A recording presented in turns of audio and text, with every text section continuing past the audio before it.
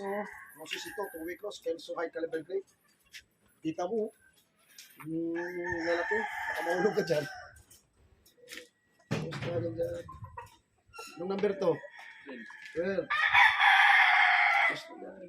Ganito po kami sa hapon. Mga bandang alas 4, kukulitahin na po namin yung itlog. Alas 10, alas 4. Number 22 ito.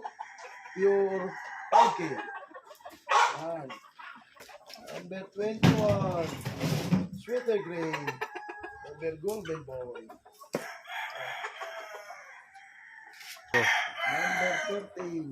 Pure Boston. Ganito po kami.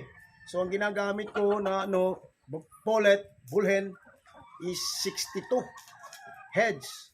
So, at least makakolekta po ako dito ng 28, 30, minsan 25. So, yun po araw-araw. 30, bukas 25, minsan 28, yan. Araw-araw po yan. So, alternate po yan. At least 10 araw, makaroon po ako ng 300 eggs.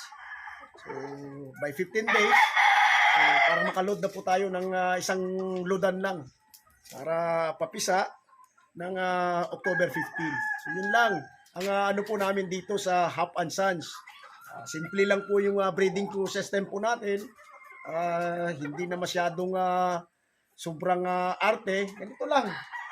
Flock meeting lang kami. So God bless, God bless. Sa pahulugan system PM kayo. Sa pahulugan system po natin. Maghihintay po ako sa pahulugan system po natin. Yung PM nyo. Yan, bibigay po ako sa inyo yung video ko na na tawag nito. Yung mga meeting. Okay? Thank you. God bless.